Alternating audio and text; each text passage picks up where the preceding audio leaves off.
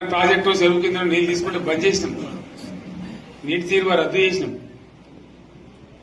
అట్లా ఎన్నో సదుపాయాలు చేసుకున్నాం. రైతులు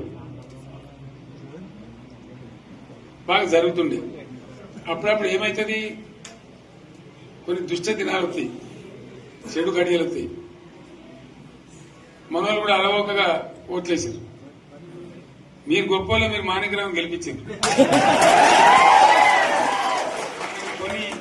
కొన్ని నియోజకవర్గాలలో అత్యాశకు పోయి నేను చెప్పిన కూడా అప్పుడు మంది మాటలు పట్టుకొని మారమానం పోతే మళ్ళీ వరకు ఇల్లు కాలిపోతారు.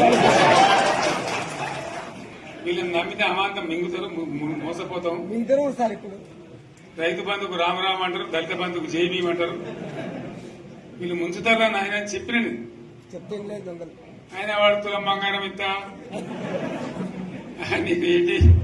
నీకు బంగారం వడ్డానం పెడతాను కానీ ఆయన నమ్మి ఏమో మీ సంగతి ఎంతో చూద్దామని ఆయన వేశారు. వేసింది ఇరుకపోయారు, బాయిలో పడ్డారు, అయిపోయి ఉన్నాయి అన్ని పీకే. మళ్ళీ మొదటికి వచ్చానా కైలాసం వాడలో పెద్ద పంపించినట్టు అయింది. మళ్ళీ అంతే కదా, ఆలోచన లేకుండా ఎటు పడితే అటు ఎవడో ఏదో చెప్తే నమ్మి ఓట్లేస్తే ఏమైంది అనేది ఒక మంచి గుణపాఠం ఇది తెలంగాణ. గ్యారంటీగా మంచిగా సంసారం జరుగుతుంది. జర తువ్వకచ్చినాం, రైతులు ఇంత ముఖం తెలివైతుంది, ఇంత బాకీలు కట్టుకుంటుండ్రి.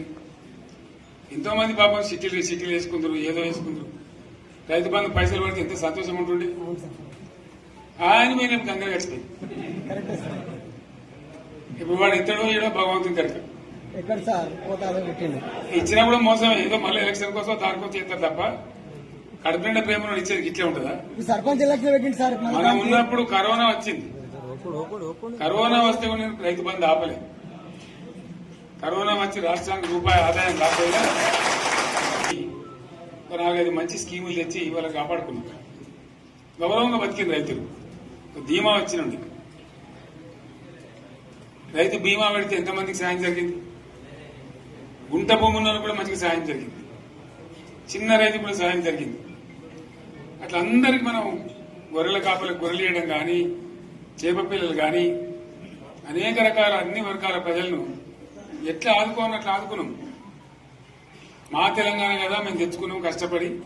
మా వాళ్ళందరూ పైకి రావాలి. కాంగ్రెస్ గవర్నర్ ముస్లింలు ఓట్లేసుకున్నారు తప్ప ముస్లింలకు మనం చేసిందా? ఇమాం మౌసాలకు మన జీతం ఇచ్చిందా? మనం వచ్చినాకనే ఫస్ట్ టైం వాళ్ళని గుర్తించి వాళ్ళని గౌరవించుకున్నాం.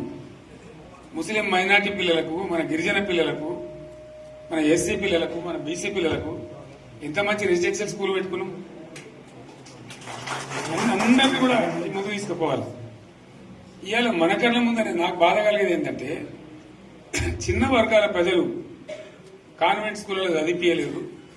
వాళ్ళ పిల్లలు కూడా బాగా చదవాలని చెప్పి ఎస్సీలకు, బీసీ, మన మైనార్టీ సోదరులకు గురుకుల పాఠశాలలు పెట్టారు. అద్భుతమైన చదువు చదువుకునే వాళ్ళు.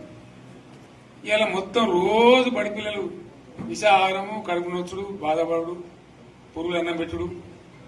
పిల్లలు వెళ్ళిపోతున్నారు ఆ స్కూళ్ళ నుంచి, ఇళ్ళకి వెళ్ళిపోతున్నారు.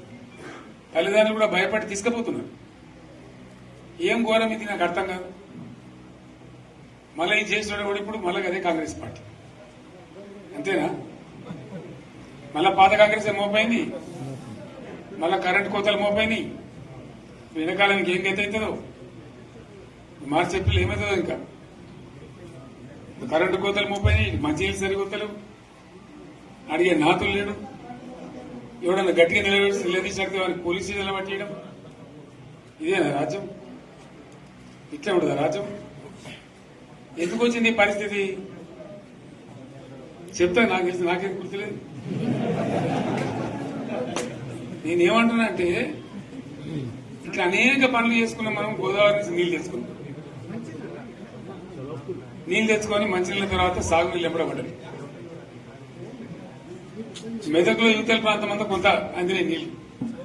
పాత మెదక్ జిల్లాలో మీదికి మిగిలిపోయినాయి. మన 2 తాలూకాలు నారాయణఖేడ్, జైరాబాద్. వాళ్ళకి నీళ్లు రావాలి. ఎట్లా రావాలి గోదావరి నీళ్లు? సింగూరు ఓ టైంలో నిండుతుంది, ఓ టైంలో నిండదు. మరి నిండినప్పుడు ఎట్లా గోదావరి నీళ్ళే దిక్కు